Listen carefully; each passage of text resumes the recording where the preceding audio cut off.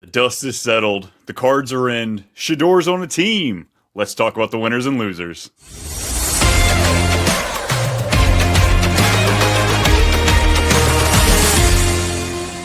Yo! What's happening, everybody? It's football season. The draft is over, so we've got 3 months of arguing with ourselves about who the best player is. None other than Brennan and Brian here to talk about On Too Much Fantasy Football. Thanks for listening. Thanks for tuning in. Brennan, how are we doing? We're doing good. It's always we hype ourselves up around this time. Like these guys are going to go to all these immaculate places, and it's just like a letdown. And then we just kind of hype ourselves back into it. Like, oh, no, actually is a good spot.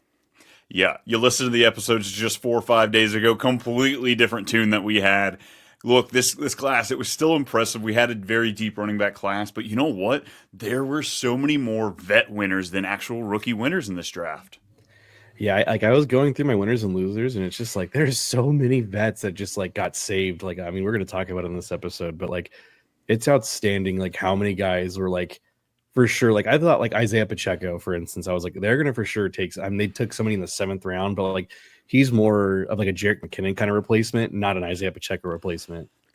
Yeah, Cowboys, I thought they were going to be a shoo-in to take somebody. The Broncos, I thought they were going to take someone sooner. The Steelers, I thought they were going to take someone sooner. We thought quarterbacks were going to go faster. This was a heavy under for the first round. I wouldn't say a letdown. I still had a good time, but we definitely overhyped ourselves just a tad bit. We always do it though. Every fantasy football player always overhypes themselves for this draft and hoping that it would just go in this immaculate order, and it never does.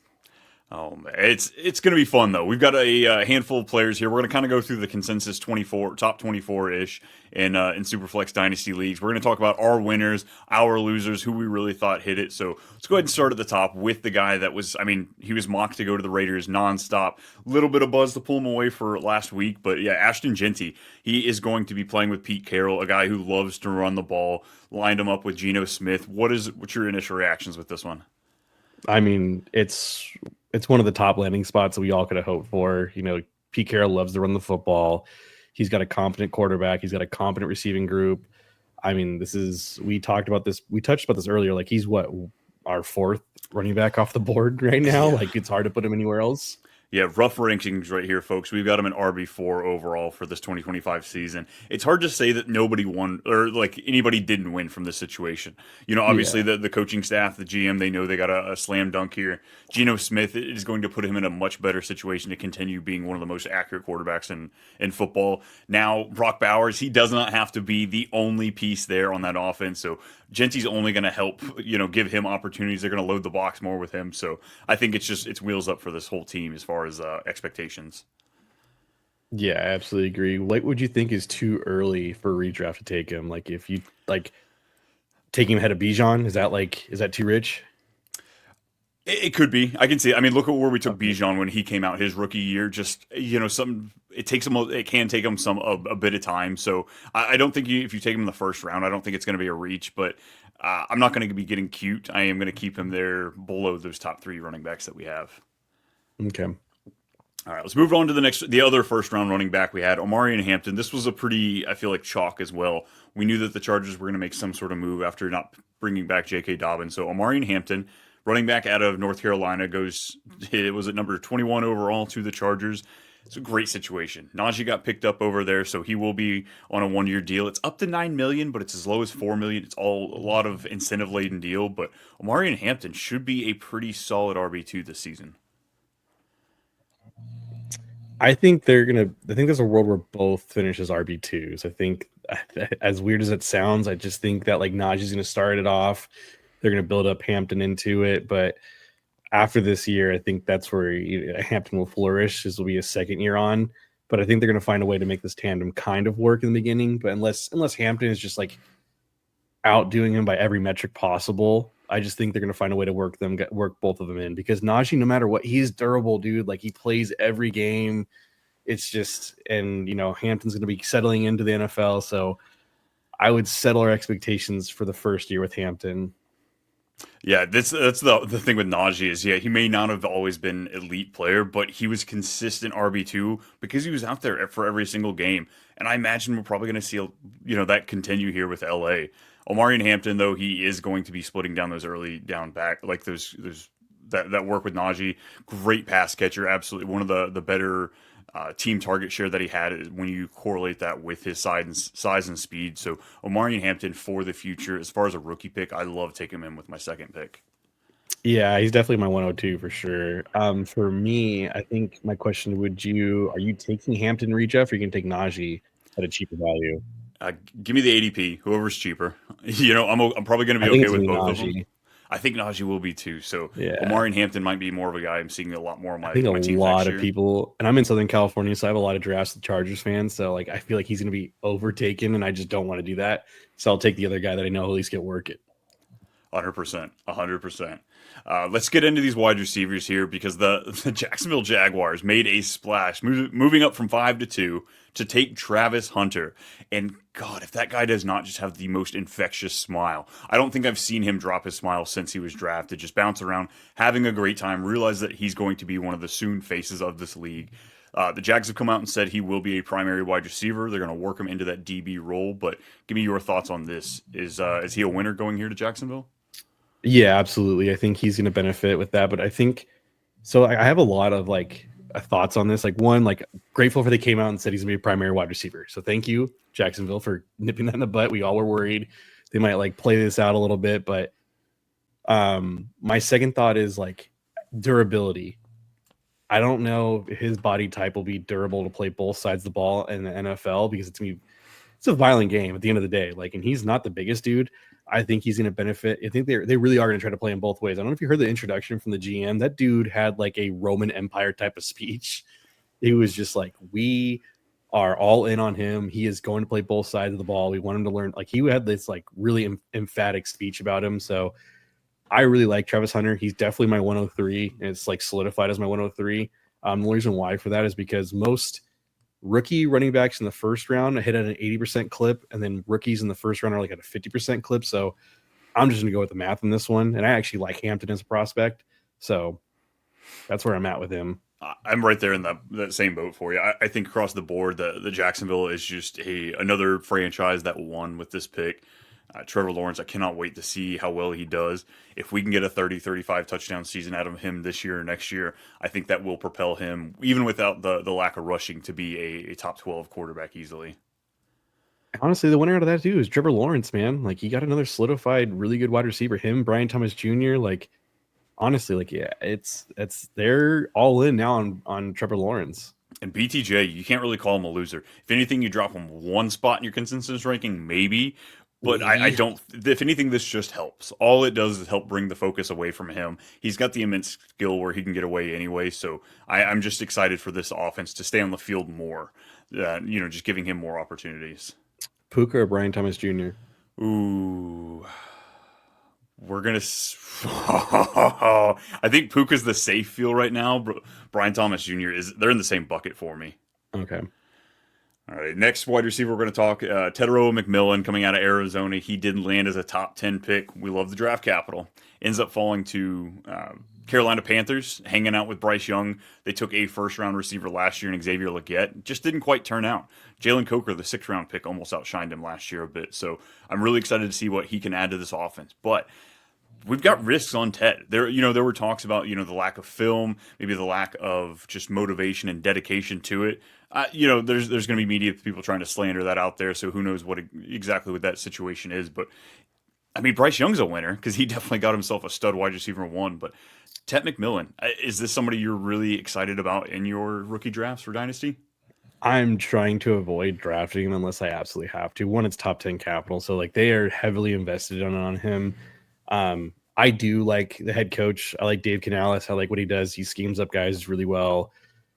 I just don't know if the next level is going to be there. Like, he just has a hard time separating, and like this is a league where you have to separate at a pretty good level to be there. And he's got hands at least, so like he's got that going for him. It's just I don't know. I'm trying to avoid him at all costs. If there's someone in my dynasty leagues that are really clamping at the bits to trade up to get him, by all means, I will move back a little bit and take some of the other running backs. The key is you say he's got those great hands. He had a 54.7% contested rate last year. That's 86th percentile. That's amazing. Hmm. But if that's your only bag you have, that is, it's a challenge to translate into the NFL. So I think there will be instant success just on the pie, the amount of target percentage he's going to see in that offense. But does he have that ability to step it up and be a true top 12 wide receiver in fantasy football? That remains to be seen. Yeah, but I mean, honestly, though, besides Tech, Carolina had a really good draft. I just want to give them kudos. Next up, let's go to Tennessee because I mean this one's the chalkiest pick of the draft, the easiest one. Everyone knows where he's going. Cam Ward, first overall to the Tennessee Titans. They've got their quarterback, the future. Will Levis get out of the way. Brian Callahan finally has a guy. Hopefully he can rely on. I mean, I think the franchise is a winner just on the simple fact they got their guy. They have the one they're going after. But Calvin Ridley, do we see him as a winner from this situation? They took, yeah, I mean, Calvin Ridley for sure. I mean, like Cam Ward was a minus 20,000 to go first overall. So this is already, he was hyping up Calvin Ridley, and he even said, what's his name was a top 5 receiver. Burks, Treylon Burks. He said he was number 4, and then he said Tony Pollard and I'm already drawing a blank. They were top 4 running backs, but yeah, Tajay Spears, exactly. Again, like this is Kelvin. I mean, Cam Ward's one of his best highlights was that he's got great pocket awareness and he's very accurate in the pocket. So I think they can build around him. I think they need to build around the defense for this team to be successful. But I do like him as a prospect, though. And that was the biggest knock, or one of the biggest knocks with Will Levis, is he has no pocket presence at all. Like he was getting creamed up and down the field last year because he just would not get rid of the ball when he needed to, would not move the way he needed to. And Brian Callahan made that very apparent. I think it was week 2 in one of the post-game press conferences. You could tell he's like, this isn't the guy I want. This isn't not who I want. I hope I make it to year 2 with this team so that I can have a quarterback that I truly believe in. Yeah. I mean, hey, they invested around him, so. And Cam Ward, I mean, I guess in Superflex drafts, when you're looking at rookies, I think this is one of those big topics. We talk about how quarterbacks just are insulated with value in the future. So my drafts, I've got several that have already happened. He is not quite going as the consensus 101. Do you see him there as safe enough to grab over Jeanty, or not quite yet? No, I'm taking Jeanty 101, but I did have a league where Cam Ward did go 101, but the dude's a Titans fan, so like I think the bias is a little bit behind that. I'm taking Cam Ward 104. That's where I feel, unless I need a quarterback at 3, but like 104 is, I'm taking it ahead of Tet. Awesome. Let's get more into these running backs because, man, did not get the draft capital we quite wanted, or at least the landing spot on some of these. So many good prospects and just so many dud spots. Trevon Henderson was my RB3. I was super excited for him to fall in a good situation. Now, I won't say it's a bad one. He landed with the Patriots early in the second round. We have Ramondre Stevenson still there, just re-up a contract this past summer. But they showed quickly that they're not loyal to that. They benched him. Small bluff of a bench over the season, but still. This is a new regime. This is, a new head coach coming in here. Josh McDaniels clearly does not play nice, so who knows how that's going to work out with Stevenson. So Stevenson, I would definitely call a big loser here, but Trevon Henderson, is he a winner in his landing spot? I mean, like I said before, I don't think he was going to be a bell cow type of back. He's not built for that type. I think him and Ramondre are actually going to work really, really well because one thing that Henderson has that Ramondre doesn't is that he's got the breakaway, ability that like when he gets the ball in his hands, like he can be gone and go get a touchdown. Ramondre is a very durable back that can, break tackles and get the tough extra yards. And that's not what Trevon does well. But what Trevon does well is he's a very, very good pass blocking type of back. So I think he'll be a very, very good third down back. And I think it'll help Drake May. So I think those two will work in tandem. I think for us to have the expectation that Trevon's just going to go and be this 3-down back, I think you guys need to settle in just a little bit there. Yeah, it's his explosiveness that offsets that. He won't need a full workload, and that's how the NFL is kind of operating. We're seeing a lot more 2-back backfield, so I think he can still succeed easily. This year, I kind of have tempered expectations. That fringe RB2, RB3, he's going to give you flex viability, but that consistency might not be there in the early season. I'd want him in PPR leagues. I'd want him in full point PPR. Yeah, that's where I'd probably want him in most. 100%. Let's talk about his college running mate, Quenton Judkins. This was also, there was fun arguments going back and forth which one of these was better, but he goes to the Cleveland Browns. Looks like he is plugging in as the new Nick Chubb. He's a grinder. He's a bell cow. He is a giant bulldozer of a guy. And in Kevin Stefanski's offense, he's going to get some touchdowns, especially with what they did with the quarterback. So I see him a winner in that instance.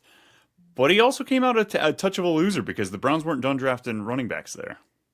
Yeah, I was like, when I saw he went in the first pick in the second round, I was like, I called it. I said Judkins would go before Trevon Henderson.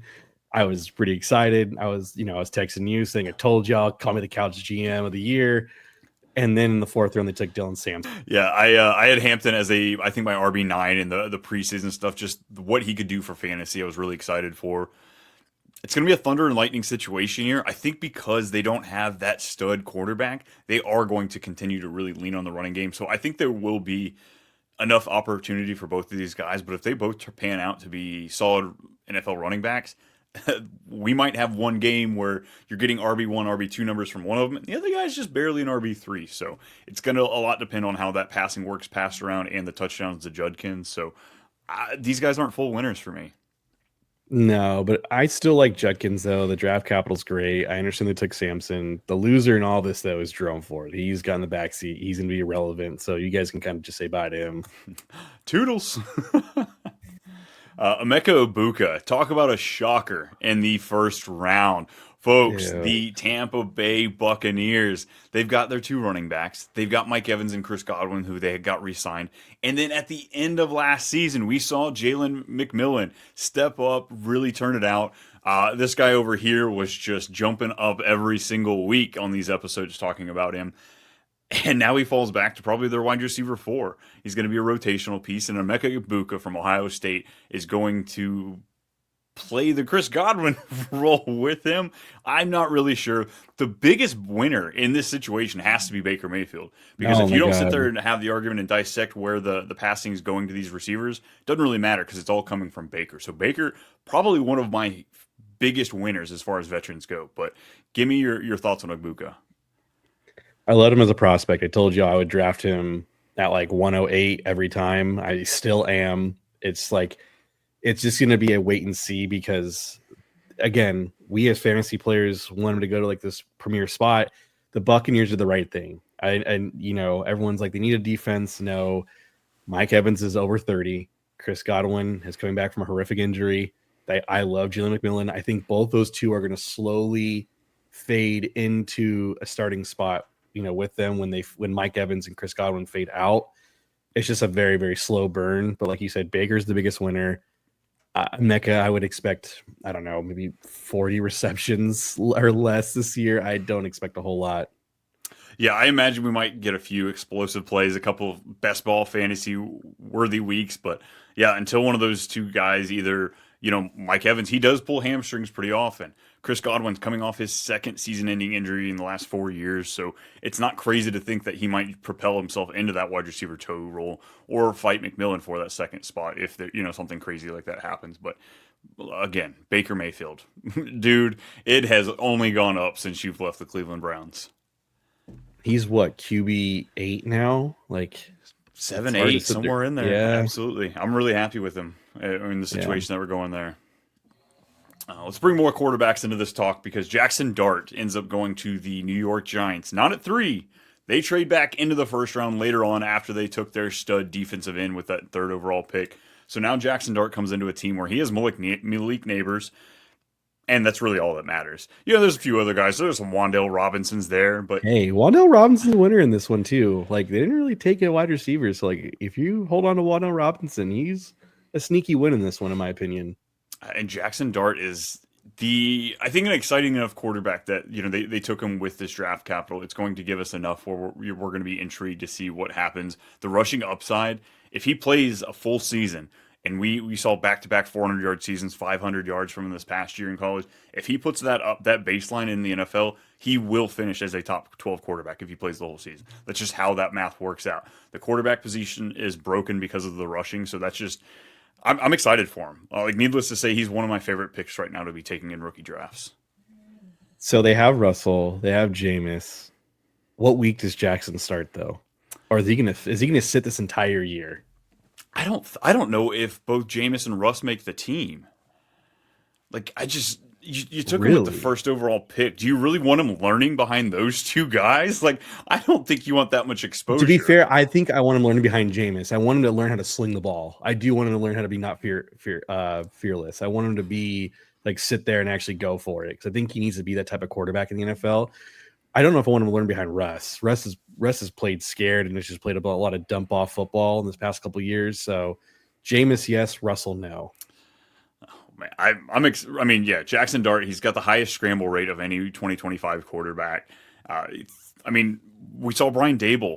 Brian Dable's the reason that Daniel Jones got a contract extension. That year he came in there, he got a full, healthy Daniel Jones. He was great. He is so creative when it comes to mobile quarterbacks because we also saw him working with Josh Allen years before that. So he's playing for his job. Jackson Dart, I believe, gives him the best success of keeping his job going into next year. I don't know if he'd get a chance to develop Jackson Dart year two if they don't put him out there. Yeah, I like the landing spot. I think, and I like Brian Dable as a head coach and offensive play caller. Where are you taking me in Dynasty though? Like what, late first? I'm getting him right now early second because he's falling that Okay. far. But I'd be willing to take him as I've tried to trade up to the 111 in one of my drafts recently to snag him because I didn't think he'd make it much farther. The more time goes on, folks, the more ADP starts settling in these rookie drafts. So there's a small window where you're going to be able to take advantage of it now, and then everybody starts kind of catching up with what consensus rankings are looking like. So Yeah, sleepers rankings are a little weird right now. Shadur Sanders is ranked ridiculously high for some stupid reason. I can't understand it. yeah, we're still trying to push that ADP down a little bit. So yeah, Yeah. Jackson Dart, I think he's a big winner, especially when you're tied to a guy like Malik Neighbors. Hmm. All right, let's go through some losers here. Well, that's what I'm going to call him here. Matthew Golden. Maybe not he's the loser, but I feel like the Packers are the loser here. First time they take a wide receiver in the first round in the last 20 years, and this is the guy they do it with. I mean, 88 targets, 57 receptions last year, 792 yards. Not bad. You know, best 40 time in the combine. He joins Jaden Reed, Romeo Dobbs, and Wicks. I mean, because obviously we won't have Watson this season. Does he get over a 20% target share? Because without that, I don't know how relevant he's going to be just because the consistency won't be there. Jordan Love spreads the ball, man. So like it's just one of those where like I like love the draft capital. I do like the landing spot. They do value him pretty damn high if they're gonna take him in the first round. I am probably taking him at like 111, like late first. Like I'm probably that's probably where I feel comfortable at. Now, redraft wise, I probably have no shares of him just because it's just like I don't know what they're gonna do. Jordan Love's a winner though. I mean, For you sure. got another weapon, They and it's took a competent weapon. they took Savion Williams as well, a Exactly. incredible athletic talent out of TCU. I think he's a winner because he got a lot higher draft capital than I expected. I thought he was going to come in 4 or 5, round 4 or 5. No, he got taken in round 3. So I think it's a really interesting situation for them to completely rebuild this wide receiver room after we saw it was a heavy Josh Jacobs year last year. Yeah, they went wide receiver, offensive line, and wide receivers. So like they really did invest in Jordan Love. So like kudos to them for finally doing that to their quarterback. I think this kind of phases out Romeo Dobbs. I think this kind of phases out Dontavian Wicks. I think this is like this new era regime where they want to get high explosive weapons. That's what these guys are. So that's what Matthew Golden is, and the other guy is. I think they're very high explosive weapons, and they want to run that kind of offense. So I'm very curious to see where they go. I just think it's going to take some time with them. Yeah, high hopes for the team overall, but as far as fantasy, I'm very skeptical with Golden, and I'm okay kind of sitting back and watching this first year and making that decision whether I want to draft him next year. Yeah. Next up, we have, I mean, this is my favorite wide receiver in the class, man. It's Luther Burden. Just an analytical dream child. Like what he put up at his time there in Missouri was amazing. Top 10 nationally ranked in yards after the catch, 6.7 yards after the catch. So just absolutely great. He's now entering a crowded pass catching room. We've got DJ Moore, Rome Odunze, and they took Colson Loveland at 10th overall. Plus, you have Cole Kmet, who is known to catch touchdowns. Plus, you've got Swift and Roshan Johnson in the backfield. Another And situation. DJ Moore And and DJ Roma Dunze It's just Very similar to the Caleb's Egbuka one. situation. I love the matchup. You're telling me you're locking this guy up with Ben Johnson and Caleb Williams? That's amazing. You're telling me he's stuck in a room with all of these other pass catchers? It That's might be a awful. bit. Yeah, Yeah. 100%. 100%. I would I have like when I saw him get drafted to Chicago, I was like, what? Who's going to be the primary target leader in that group? Like, I legitimately don't know. Like, if I had a gamble, I'm going to say DJ Moore, but like if you told me at the end of the year, Rome Odunze led the league in target or led the team in targets, or even if it was Luther Burden, I would be like, well, I guess I'm not surprised. They had high draft capital and everything else like that. And the real winner on all of this is Caleb Williams. He's probably going to move up a lot of people's draft boards. Like, I think he's probably going to, I think I did my math. I think he's QB9 for me. It's about where I think best ball he's QB 10 right now. So if you're hoping to get a discount, thinking, "Oh yeah, I'm going to go back on the guy everybody got scared of last year," that's not happening. It's just not No, happening. There's going to be no discount from him. So yet again, we get another quarterback that just absolutely a huge winner from the draft, and another guy on the team that's a big winner, DeAndre Swift. I thought they were going to take a running back with that pick. Did not think Luther Burden was going to go here. So the fact that they didn't take one looks like DeAndre Swift is in line for a pretty good season. Let's go to Colson Loveland while we're on this team, though. Thoughts? He was the first tight end. Warren was supposed to be the consensus one. he's I guess he's dealing with a shoulder injury right now. He's got to rehab it. He's supposed to be ready by OTAs or by preseason. So I think they're going to ease him in slowly. I It's tough, man, because that's a loaded offense. Like, you obviously want to have a piece of it, but like at some point there's like there is like a such thing as like too much in the NFL. Like, there is just too much like weapons in that. So like I don't know what to do with it. Like, if I'm still taking Warren ahead of him just because I liked Warren as the prospect better. And I understand he went to the Colts. We'll talk about him later, but like he's probably like a mid second for me. I understand it's a top 10 pick. It's just like it's tough. Yeah, if anywhere talking about NFL is too much, this is where you come for too much. Not too much Yeah. firepower on these offenses. Coach has got just a little crazy there. Moving down to another running back, we got Kaleb Johnson. This was probably the last of a pretty big tier break as far as the running backs go. One of the last guys that really could hold a majority workload. Thought he was going to go in the second. Really thought he was going to go to the second. Falls to the third. Steelers don't take him. Or, I mean, the Broncos don't take him, and the Steelers did. They pulled it off. They have a running mate but now for Jalen Warren, who is who stayed and re-signed a 1-year tender with him. So, what are your thoughts on Caleb? I mean, they still don't have a quarterback. They didn't draft a quarterback here, so It's Aaron Rodgers. Like, come on. They did nothing. They drafted a quarterback in the 6th round, I think. It was McCord, or yeah, no, it was McCord. they Howard. took Kyle McCord. I know they took Howard. That's right. They took Howard, who could be the starter over Mason Rudolph. But I think Aaron Rodgers is obviously going to sign there. I like Caleb Johnson. I thought it was a great pick. I was like, they got him in the 3rd round. He was my 5th running back or 6th running back in the rankings. He's a prototypical bell cow. Like, he's going to do it all. And if you saw him at Iowa, it was impressive. He's like the main reason for their offense. So I think he's going to do really, really well. And Mike Tomlin loves to have a bell cow type of guy, and he fits that mold. So I'm taking him at like 106. I mean, Arthur Smith is still there as OC, and we know he likes to use not only 2 running backs, but a lot of running backs. So even if we do see Aaron Rodgers show up to town and you're a little worried about what he's going to take away, no. They don't want Aaron Rodgers to win games for them. They just want him to not lose them. So, yeah, Caleb Johnson, I think, is a pretty good winner here on this situation. Yeah, I agree. Another winner would probably have to be Pickens, right? He didn't get traded. They didn't draft another wide receiver. Him and DK He are could still going to still be the be 1-2. traded technically. Like, it's tough to imagine that him and DK find a way where they both flourish in this offense along with Caleb. So I think he might be traded by the preseason. Madness, folks. Absolute madness. Let's talk some RJ Harvey because he was the next running back. Went to Denver. I thought they were going to get more of a bell cow style back because with Jaleel McLaughlin there, they do have estimated who they took last year. Give me somebody who's got a little bit more meat to him. This isn't a huge running back, but RJ Harvey coming in here fast. Ran a 4.4 at the 40. 21% of his carries went for 10 plus yards. That's awesome. Sean Payton's running backs, they're always awesome too. So, I mean, you kind of have to lean into it, do you not?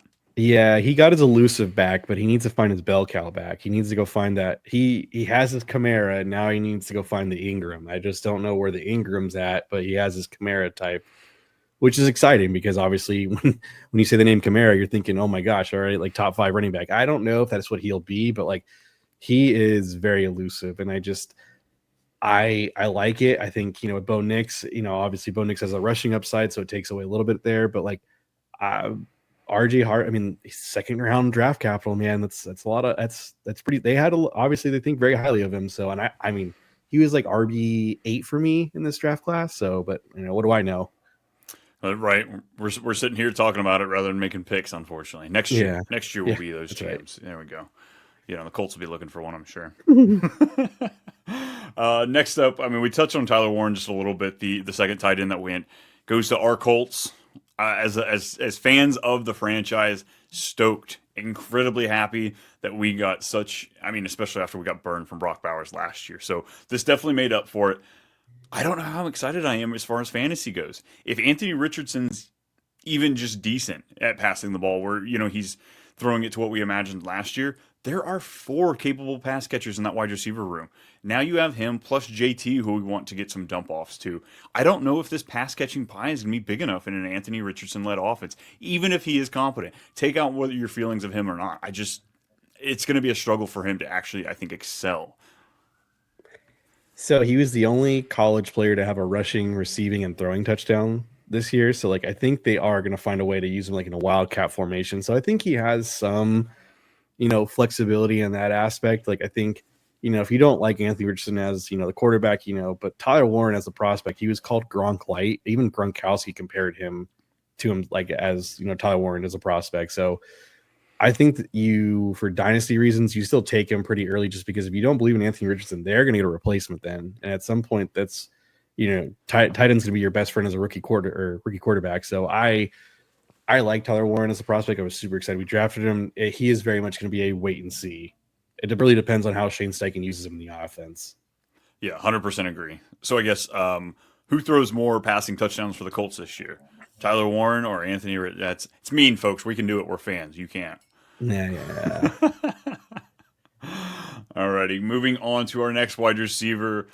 Hey, we're going down to Houston, and clearly they've got a type. We've got Nico Collins, a huge giant over there. Let's get another giant in Jaden Higgins from Iowa State to stick on the other side. Another just towering wide receiver. CJ Stroud, big winner here. Yeah, CJ Stroud's a big winner because they took him, and they also took his running mate as well. I'm trying to blank on his name. Jalen Noel. Jalen Noel. Yeah, Jalen Noel. And with the second round draft capital, it's pretty high. So they went all in. I thought for sure they'd go a heavy offensive line, in the first couple of picks. They just said, nope, we're going to go and just get some crazy weapons for CJ Stroud. And if you watch any Iowa State games, turn on the game and watch these wide receivers because it is crazy how good these guys are. So Texans did really well in this draft in that aspect of getting, some crazy weapons for CJ Stroud. I like them though. I like them a lot. I do too. I think they clearly have a plan for how they want to use this offense. They want to use these big bodied receivers. And then Noel, a little undersized, 190 pounds. So he's still got 30 pounds on Tank Dell. So if that's what you're worried about, because unfortunately Tank Dell probably won't play another snap for the Houston Texans, who will be out this entire 25 season just with the type of injury that he had. So I think both of these guys play a great role in the development of CJ Stroud in year 3. We need quite a bounce back after that letdown in year 2. But it's great. I'm super excited for this offense going forward. Christian Kirk's kind of be a loser then, right? Because yes, he does. And I know I was pumped for him. I was so pumped for him in my best ball summer. It was going to be a blast stealing him late. And I don't know. I mean, first half of the season, I could see him being a decent draft, paying off being drafted. You get a few weeks out of him, but I imagine we could see a rotation, him coming out of the lineup a little bit more if both of these rookie wide receivers pan out. There's no way that both of them hit, right? One's going to flourish before the other, right? So I guess it kind of depends on where you look at it. Higgins, I'm usually a size guy when it comes to the wide receiver position. So you'd think I'd go Higgins, but I think Knowles actually my favorite wide receiver of the two. He's known as more of the cerebral player. He's the smarter one. He kind of knows the game a bit more. He gives you a better answer, whereas Higgins was a lot more. He might just be winning on talent versus Okay. actual football knowledge. So are you taking Higgins before Knoll? I've got him ranked above him, but I don't know if I'm actually taking him there. The Okay. strategy which I'm going through there, I'm probably setting up myself so I don't have to take him, if that makes sense. Fair enough. What about you? I guess I'm gonna take Higgins. I mean, they took him first. They like him more. I don't know. It's the only way I could look at it, I Hey, guess. you can't argue with those results there, folks. It's just how that Yeah. works sometimes. Trey Harris, I think one of the biggest rookie winners out of the wide receiver group, at least, goes to Los Angeles Chargers. 70%. I mean, he's battling Quenton Johnson as far as the wide receiver too, so That's he'll a have tough that battle. probably won by June, maybe July. Well, I he see hasn't won him. now. He's probably up there ahead of the depth chart for sure. But talk about a player that just you've got Lad McConkey on one side, you're going to have him on the other. They pair so well together. I think Justin Herbert finally has himself a nice 1-2 tandem there, and I'm incredibly excited for what Trey's going to give us. Yeah, he's a winner. Justin Herbert's a winner from this draft. He got Omari and Hampton in the first round. He got Trey Harris in the second round. So great draft capital for both of these guys. I mean, I think Lad's a winner too because I know Trey Harris is going to take away some targets, but it's not going to be like a ridiculously amount of targets where it's Lad's probably going as like wide receiver 15. I think that's probably where he stays. I thought they would maybe take somebody like of a bigger size, like a Tet if he fell. Obviously that didn't happen, but I'm very interested to see where everything kind of falls in line for them. I think this ensures that Lad McConkey gets to his second contract because if he sees the target share that he saw last year for 4 years, he won't make it. He has battled through injuries throughout his career, and he's not the biggest guy. So I really, like you said, I think this really helps him out quite a bit. And it's Greg Roman's offense. We're not going to see incredibly high. Herbert's not throwing for 650 times, but it's efficiency. That's what we're Mhm. going to see shoot up. I think 30 to 40 touchdowns is going to be in the realm of possibilities for this team going in this year. No, I completely agree. Alrighty, Jack Beck, who Besh, however we're Yeah. supposed to say it, goes to the Raiders. Huge winner for me as well, just because I think he's walking into the number 2 wide receiver role. We have Jacoby Myers over there, who underrated fantasy asset, He's going to be especially an when, underrated guy. especially with Geno Smith. So, Jack Besh, I can see flex play coming at him this year. Yeah, he's going to be the wide receiver 2. Jacoby Myers is going to be a wide receiver 1. He's going to be way underdrafted for no reason. I think he'll probably be on like a lot of my list to take because it's just like Geno Smith's a very accurate quarterback, and everyone's like, "Oh, Brock Bowers, like I will take the number 2 guy in that offense." So, yeah, and he went to a really good spot, and he's like, they were comparing him to Ashton Jeanty when it came to breaking away from tackles, and then you turn on the tape and it's like, okay, I can kind of see it, like the fact that he just mauls people over. So I kind of like the landing spot, and it's good draft capital. Let's go back up to Geno's old home up there in Seattle. They did sign Sam Darnold in the offseason. I think it was a 3-year deal is what they got him on. But they took a quarterback. They got themselves another quarterback, a third rounder in Jalen Milroe. Very rough prospect as far as the passing game goes, but he has been compared to Lamar Jackson as far as his athleticism and his ability to run the ball. We're not going to call him Lamar Jackson because you just can't do that. It's an insult to Lamar and his amazingness. But Jalen Milroe, what do you think as far as his development? Do you see an opportunity where he thrives in this offense? It's a good place to go because they have the money invested in Sam Darnold, where he is going to start for the year. So that means Jalen Miller is not going to see the field unless it's like a dire emergency. And he's going to go learn under Clinton Kubiak, which I think is a pretty good spot for him to go learn actually how to throw the football.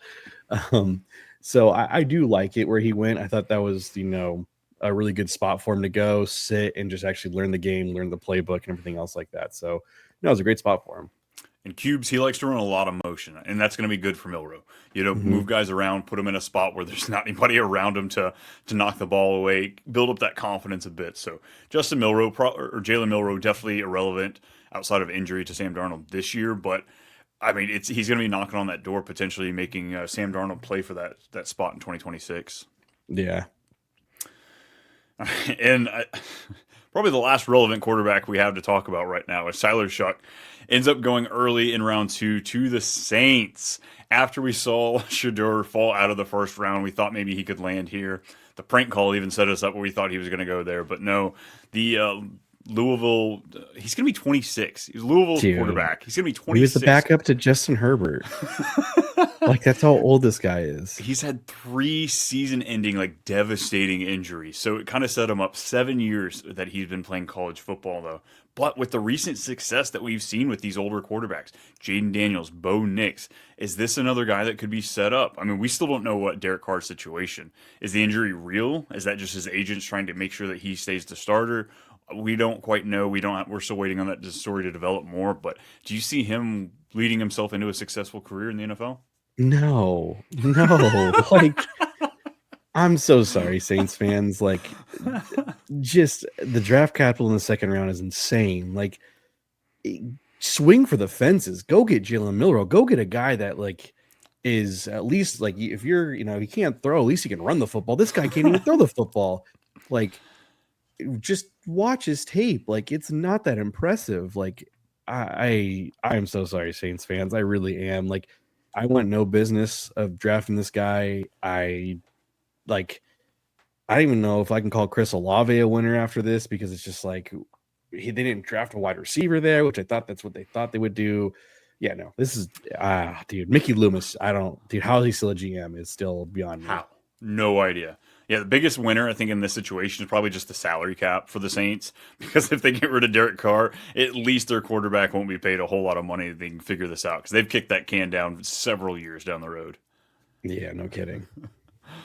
All righty, let's talk some Cam Scatabo, because this is another polarizing player as it comes to just the fantasy breakdown, whether people think he's going to be good, great, or irrelevant. He goes to the Giants. Tyrone Tracy, he's got a little bit of competition there, but we knew he wasn't going to get out of the draft without some competition showing up there. Devin Singletary is, I guess, still technically on the team. Eric Gray there, but Cam Scatabo, 4th round draft capital, strong pass catching running back, very versatile, breaks tackles like none other in college. Does that translate to the NFL? I said to be a day 3 pick. It was kind of annoying with Tyrone Tracy, but we knew the Giants would do this. They needed a running mate with Tyrone Tracy. So, like, there might be a world where, like, they kind of work together in tandem. Like, I think there's going to be guys who are just Cam Scatabo believers, and they're going to overtake him, like, really, really early. I'm just not a Cam Scatabo believer. So, if he's there at my pick, I will avoid him. But, like, I don't. In a lot of my drafts, I probably have, like, he's probably split 50-50, so I probably don't have to worry about it. He's probably like a mid to late second pick for me, if I had to be honest. The hard thing with a lot of these running backs, like the ones that didn't get the very early capital, is if you believe, you have to take them. There's only going to be so many discounts. It's only going to be spread around so much, so you're just going to have to shoot your shot. And that's what we're going to spend the summer trying to dissect and figure out which ones are going to be the safest ones, which ones are going to have the most opportunity. But honestly, none of us are probably going to be right. It's going to be the guy that, has the starter that gets hurt on his team and they gets to propel there, or, something happens to that magnitude, because there's so many of these running backs that are very talented. They're going to contribute to this team in an NFL degree, but in fantasy football, we might be looking at a lot of inconsistencies. Yeah, I'm not a Cam Scatabo believer, so you can take with what I say with a grain of salt. So, hey, I mean, I've got some belief in him. That highlight tape is just so good. How can you not? No, highlight tape is crazy. It's it is crazy. I just don't see that transitioning to the NFL. Dude bounces around like a beach ball at a Nickelback concert. Mm-hmm. It is wild. All right, what an analogy. Right? I thought it was pretty good. Let's kind of finish up with a little rapid round style. Well, we're just going to go back and forth, tossing out some players that very interested, but we have to talk about this guy. One of the biggest losers of the draft. Shadur Sanders falls to the 5th round, and I thought it was a great pick for the Browns to get him in the 5th round. But not when you take Dylan Gabriel in the 3rd. You just wasted your 3rd round pick. We know he's not as good as Shadur. I don't care where you sit on the Shadur Sanders. Like, I want him every time over Dylan Gabriel. We watched him at the Combine.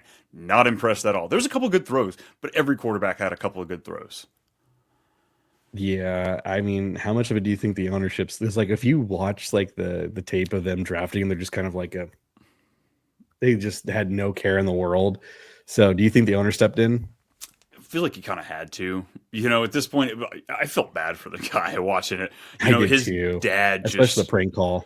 Yeah, Dion just set him up for so much failure as far as like hyping it up. Should have just come out and said, "Yeah, I probably should have handled the pre-draft process a little better." And if anything, this might have been a look at for the NFL teams. Hey, if this kid's going to do anything well in the NFL, we need to humble the crap out of him. And how do you humble a guy? You drop him from number 2 overall projected to the 5th round. So I hope he can kind of take this, move forward with it, adjust his mindset a little bit, eat some humble pie, and maybe he will have a chance to compete for the starting job.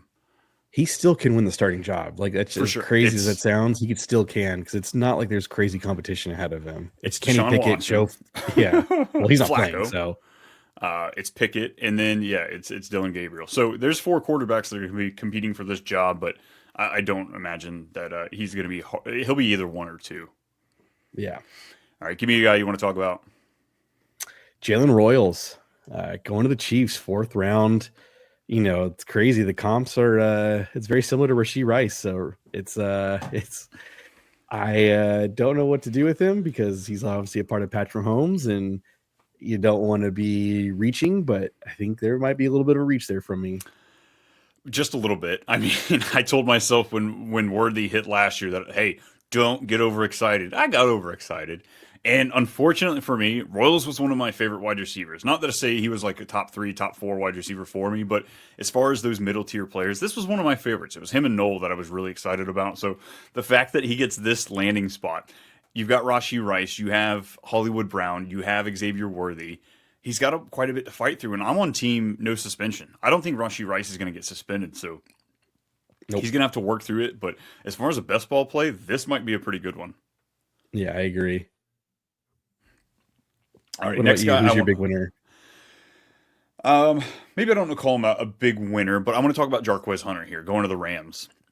We're still waiting to find out if Kyron Williams is going to get extended. Is he just going to get run into the ground this year and they're going to let him walk? Jarquez Hunter won't ever be the bell cow for Sean McVay, but the fact that they took him with a 5th round pick, I love Rams 5th and 6th round picks now. I just can't not get excited about it. You have to feel like this inkling, like they know something we don't. And you know what? We talked to the guy on the streets, hanging out with the guy. I'm really excited to see where he can kind of go, if he can do. But his pass catching ability, I really think it gives him a great shot at being fantasy relevant. Yeah, so does this move Blake Corum down at all, or does he still stay put? I like him over Quorum going forward. Okay. What about you? What else we got? Honestly, it's kind of biased, but like DJ Giddens going to the Colts actually I think is a really good spot because like Jonathan Taylor has not like his injuries kind of caught up to him a little bit, and like this guy is elusive. This guy can do it all kind of thing. He's just not a great, pass blocking, but I think it's a great spot for him, and I think he could be the predecessor to take over for JT when it comes time. Dude, this Colts team is like stupid built for Kirk Cousins to come in here.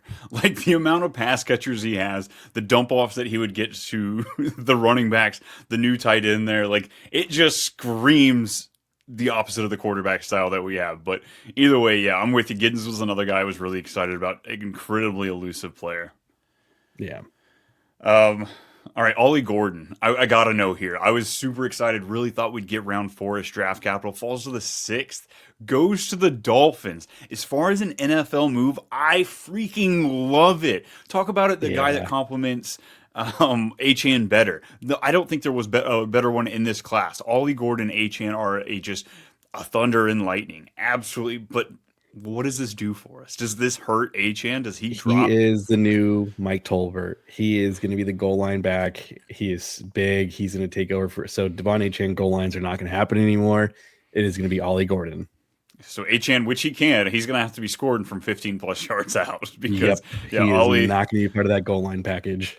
That rolling bowling ball of Ollie Gordon's going to be getting in there for some touchdown. But it's an interesting, again, this is kind of what we talked about. So many of these guys landed in just not the spot we wanted to, and it's going to just decapitate points from these players. Yep. Last one I want to bring up here is Harold Fannen. I got to do it before you throw it out there. One of my favorite tight ends coming into the draft. Goes to the Browns. Another great pick for the Browns. But He's behind David Njoku, so he's 20 years old. Njoku was 20 when he came out, so it might just be a situation where we're waiting until that contract runs out.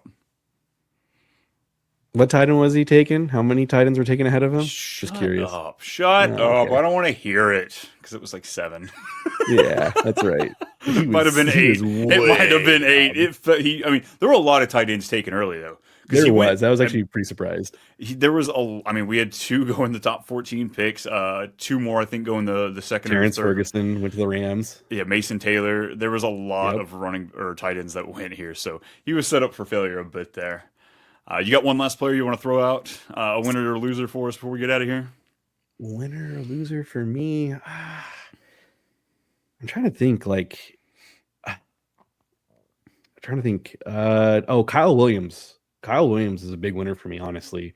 I think Patriots, if I'm not mistaken, great draft capital too. Has a chance to be the wide receiver 1. We do have Stephon Diggs there, so I'm sure he's going to be holding on to that just alpha. Kyle Williams has a chance to be wide receiver 1.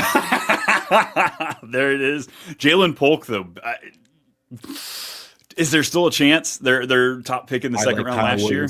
No, I like Kyle Williams more as a prospect. Yeah, Kaleb Williams, we talked about there being a chance he could go very early in the second round just to the Titans, to his old quarterback with Cam Ward. But I do think if anybody can make him work, I think it'll be Josh McDaniels there for the Patriots.